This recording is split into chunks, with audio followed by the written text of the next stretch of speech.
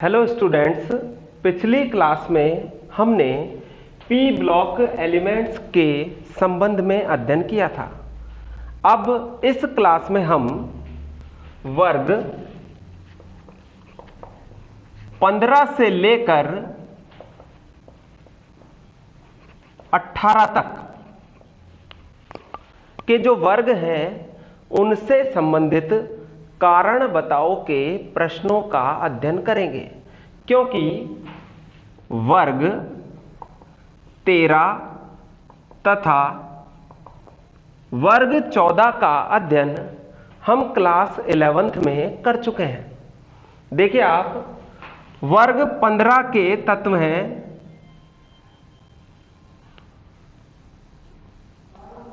Nitrogen, phosphorus, arsenic, antimony और bismuth.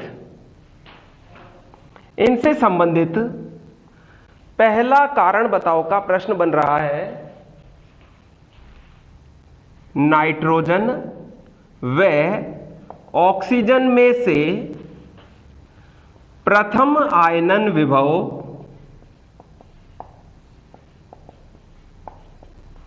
किसका अधिक होगा तथा क्यों।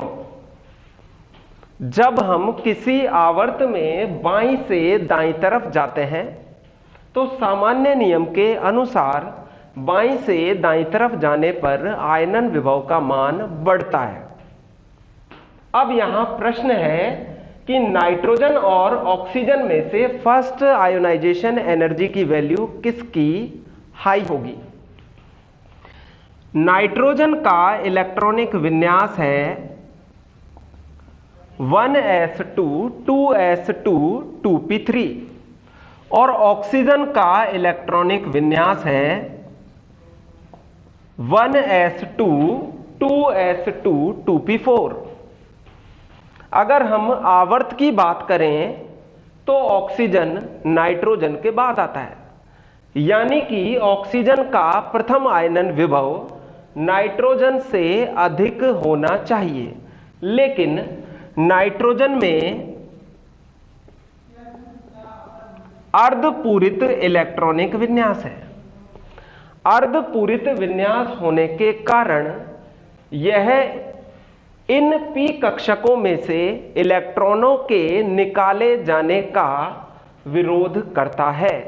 इसी कारण नाइट्रोजन के लिए प्रथम आयनन विभव का मान ऑक्सीजन की तुलना में अधिक हो जाता है।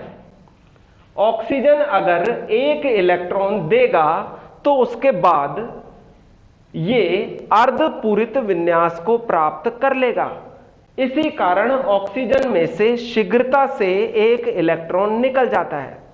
फाइनली इस प्रकार नाइट्रोजन का प्रथम आयनन विभव ऑक्सीजन की तुलना में अधिक होगा। एक बार वापस रिपीट करता हूं ताकि आपको कंसेप्ट और क्लियर हो जाए।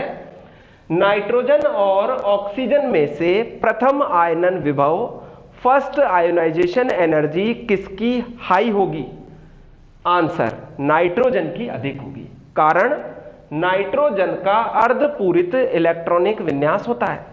अर्धपूरित और पूर्ण पूरित कक्षक अपेक्षाकृत अधिक स्थायी होते हैं। अधिक स्थायी होने के कारण यह इन पी कक्षकों में से इलेक्ट्रॉनों के निकाले जाने का विरोध करता है। इसी कारण नाइट्रोजन का प्रथम आयनन विभव अपेक्षाकृत अधिक होता है। इसके बाद नेक्स्ट क्वेश्चन हम लेते हैं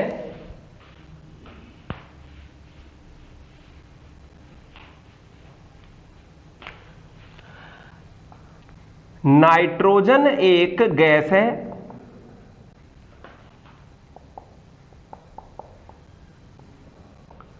जबकि फास्फोरस एक ठोस है। इजी सवाल है, why nitrogen is a gas but phosphorus is a solid. देखिए आप, नाइट्रोजन का आकार छोटा होता है। आकार छोटा होने के कारण दो नाइट्रोजन परमाणुओं के मध्य पी पाई बंध का निर्माण आसानी से हो जाता है। पी पाई बंध का निर्माण आसानी से हो जाने के कारण नाइट्रोजन के मध्य ट्रिपल बॉन्ड बन जाएगा और इसका अष्टक आसानी से पूरा हो जाएगा तथा इसे अन्य के साथ संयोग करने की कोई आवश्यकता नहीं होगी। इसी कारण नाइट्रोजन एक गैस के रूप में विद्यमान रहता है, जबकि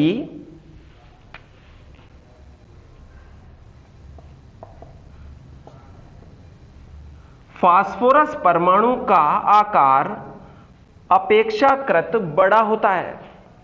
आकार अपेक्षाकृत बड़ा होने के कारण पी पाई बंध का निर्माण संभव नहीं है। जब पी पाई बंध का निर्माण संभव नहीं है तो अपने अष्टक को पूरा करने के लिए N2 जिस प्रकार से बना है उसी प्रकार से अणु के रूप में P4 निर्मित होता है और इसी कारण यह ठोस रूप में विद्यमान होता है तथा चतुष्फलकीय आकृति का निर्माण करता है। यानी कि सिंपल वे में अगर हम आंसर दें तो आप इसके लिए बता सकते हैं कि नाइट्रोजन का आकार छोटा होने के कारण दो नाइट्रोजन परमाणुओं के मध्य पी पाई बंध इजीली निर्मित हो जाता है। इसी कारण यह गैस के रूप में पाया जाता है, जबकि फास्फोरस का आकार बड़ा होने के कारण इनके परमाणुओं के मध्य पी पाई बंध निर्मित नहीं हो पाता तथा ये आपस में जुड़कर P4 अणु का निर्माण करते हैं जो चतुष्फलकीय आकृति बनाता है तथा यह ठोस रूप में पाया जाता है। इसी प्रकार अब हम नेक्स्ट प्रश्न लेंगे।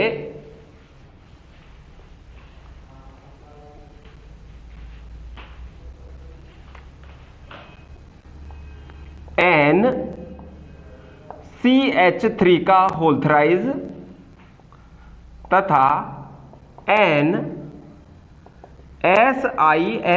का होल थ्राइज उपरोक्त दोनों की क्षारीय प्रवृत्ति की तुलना कीजिए। देखिए आप,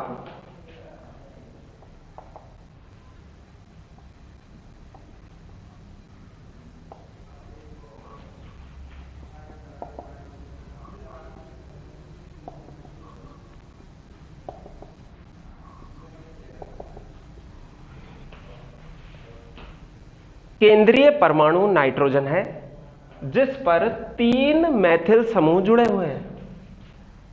एल्किल समूह का +I प्रेरणिक प्रभाव होता है।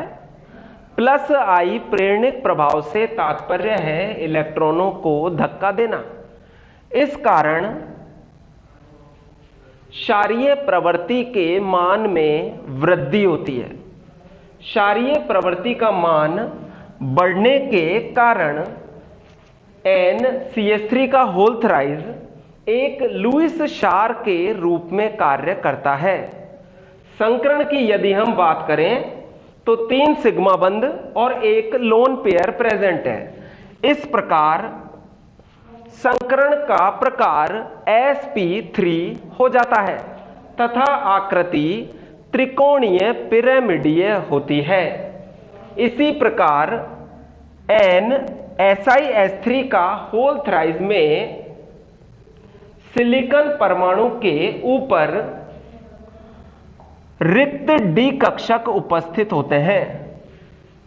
इस कारण से नाइट्रोजन परमाणु पर जो एकाकी इलेक्ट्रॉन युग्म विद्यमान है वो सिलिकॉन के डी कक्षकों के साथ आपस में मिलकर पी पाई डी पाई बंध का निर्माण कर लेते हैं तथा एक उपसह संयोजक बंध निर्मित हो जाता है तथा यह एकाकी इलेक्ट्रॉन युग्म नाइट्रोजन पर विद्यमान नहीं रह पाता, अर्थात क्षारीय प्रवृत्ति के मान में कमी आ जाती है तथा इसका संकरण 3 सिग्मा बंधों के कारण sp2 हो जाता है। एक बार दोबारा से देखिए आप, NCH3 का होल थराइज में नाइट्रोजन पर लोन पेयर प्रेजेंट है, 3 एल्किल समूहों का +I प्रेरणिक प्रभाव है जो इलेक्ट्रॉनों को धक्का देते हैं। इस कारण लोन पेयर यानी एकाकी इलेक्ट्रॉन युग्म को देने की प्रवृत्ति बढ़ जाती है, अर्थात इसकी क्षारीय प्रवृत्ति अधिक है। संकरण इसका sp3 होगा क्योंकि 3 सिग्मा बंध और एक लोन पेयर प्रेजेंट है। आकृति अमोनिया की तरह त्रिकोणीय पिरामिडीय होगी, जबकि NSiH3 का होल थराइज में सिलिकॉन परमाणु पर डी कक्षक है तथा यह नाइट्रोजन पर विद्यमान एकाकी युग्म पी कक्षक में उपस्थित है। नाइट्रोजन तथा सिलिकॉन के मध्य पी पाई डी पाई बंध निर्मित हो जाता है। इस कारण नाइट्रोजन परमाणु पर एकाकी इलेक्ट्रॉन युग्म विद्यमान नहीं रह पाता। इस कारण क्षारीय प्रवृत्ति के मान में कमी आ जाती है तथा इसका हाइब्रिडाइजेशन यानी कि संकरण sp2 होता है। इसी प्रकार नेक्स्ट क्वेश्चन है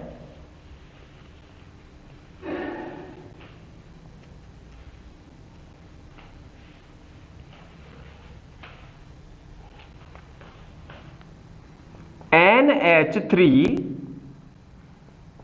PH3 ASH3 SBH3 तथा BiH3 उपरोक्त की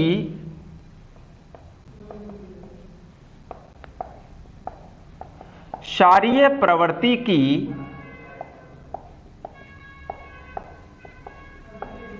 तुलना कीजिए।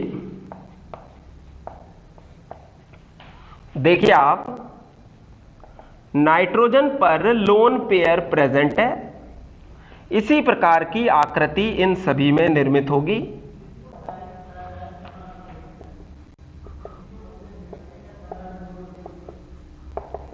लेकिन अंतर क्या है? अंतर है विद्युत ऋणता का। नाइट्रोजन की विद्युत ऋणता सर्वाधिक है।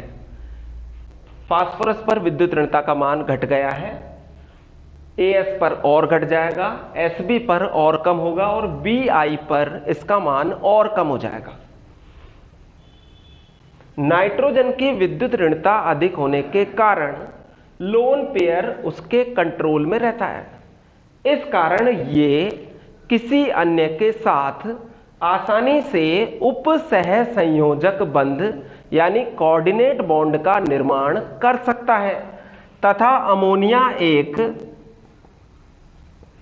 लुईस क्षार के रूप में अपने व्यवहार का प्रदर्शन करता है। जैसे NH3 BF3 के साथ अभिक्रिया कर लेता है तथा नाइट्रोजन अपने ऊपर विद्यमान लोन पेयर को बोरोन को एक उपसह संयोजक बंध के द्वारा देता है।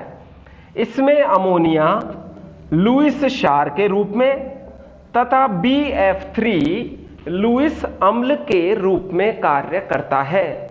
इस प्रकार अमोनिया की क्षारीय प्रवृत्ति का मान सबसे अधिक होगा और BiH3 की क्षारीय प्रवृत्ति का मान सबसे कम होगा।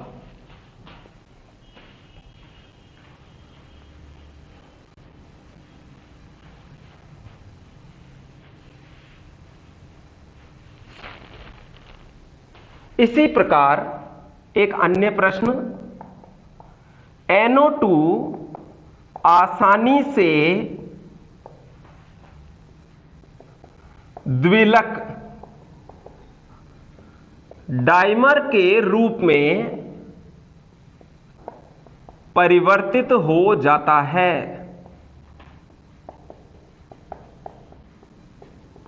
कारण बताइए क्यों? बड़ा ही आसान जवाब, ये NO2 की संरचना है। नाइट्रोजन के संयोजकता कोश में 5 इलेक्ट्रॉन उपस्थित होते हैं। एक उपसंयोजक बंध यानी 2 इलेक्ट्रॉन नाइट्रोजन के खर्च हुए, एक सिग्मा बंध, एक पाई बंध यानी 2 इलेक्ट्रॉन और खर्च हो गए। 5 इलेक्ट्रॉनों में से 4 इलेक्ट्रॉन खर्च होने के बाद एक अनपेयर्ड इलेक्ट्रॉन नाइट्रोजन के ऊपर शेष बचता है। इसी कारण 2 NO2 के अणु आपस में अभिक्रिया कर लेते हैं तथा अभिक्रिया करके N2O4 का निर्माण कर देते हैं। इसी कारण ये आसानी से द्विलक यानी कि डाइमर के रूप में परिवर्तित हो जाता है। इसी प्रकार एक अन्य प्रश्न, नाइट्रेट आयन का परीक्षण किस प्रकार किया जाता है?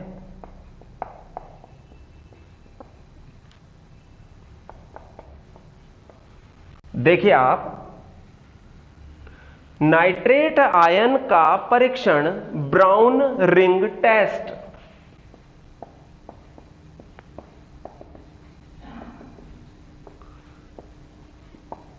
भूरी वलय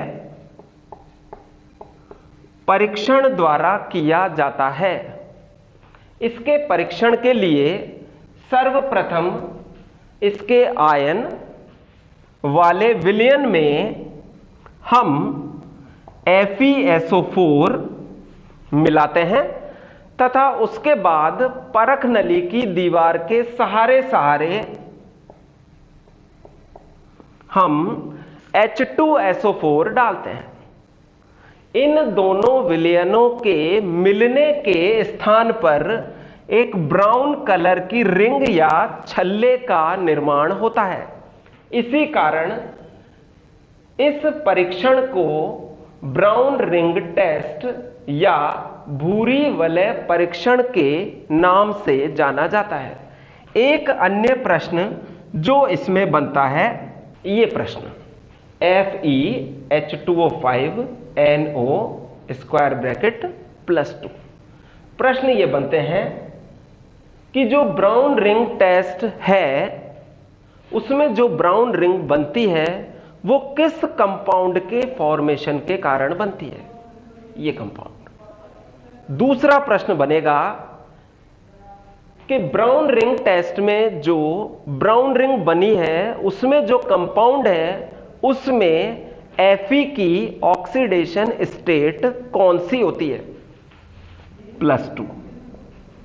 दोनों ही प्रश्न इंपॉर्टेंट हैं और पहले भी कई प्रतियोगी परीक्षाओं में इन प्रश्नों को पूछा जा चुका है। एक बार मैं वापस रिपीट करता हूं, आप ध्यान से इसे क्लियर करें। नाइट्रेट के परीक्षण में परख नली में हम नाइट्रेट युक्त विलयन और उसके बाद उसमें FeSO4 मिलाएंगे और FeSO4 मिलाने के बाद हम उसमें परख नली की दीवार के सहारे H2SO4 मिलाते हैं। जहां पर दोनों विलयन मिलते हैं वहां पर ब्राउन कलर की रिंग निर्मित होती है। इस परीक्षण को ब्राउन रिंग टेस्ट या भूरी वलय परीक्षण के नाम से जाना जाता है। ब्राउन रिंग टेस्ट उपरोक्त उपसहसंयोजक यौगिक बनने के कारण निर्मित होती है। इसमें आयरन की ऑक्सीकरण अवस्था +2 होती है। होम्स सिग्नल से क्या तात्पर्य है? देखिए आप, होम्स सिग्नल का उपयोग समुद्रों में परेशानी के समय दूसरों को संकेत प्रदान करने के लिए किया जाता है। ऐसे पात्र या छोटे डब्बे जिनमें कैल्शियम कार्बाइड तथा कैल्शियम फास्फाइड भरा हुआ होता है, उन डब्बों में छेद करके उन्हें परेशानी के समय समुद्र में फेंक दिया जाता है। जल से क्रिया करने के बाद उनमें आग लग जाती है तथा आग लगने का कारण फॉस्फीन गैस का स्फूर्त दहन होता है। इनका उपयोग समुद्र में परेशानी के समय संकेत देने के लिए किया जाता है। ऐसे सिग्नल्स को होम्स सिग्नल के रूप में जाना जाता है। धन्यवाद। नेक्स्ट क्लास में हम अन्य कारण बताओ के प्रश्नों के संबंध में अध्ययन करेंगे।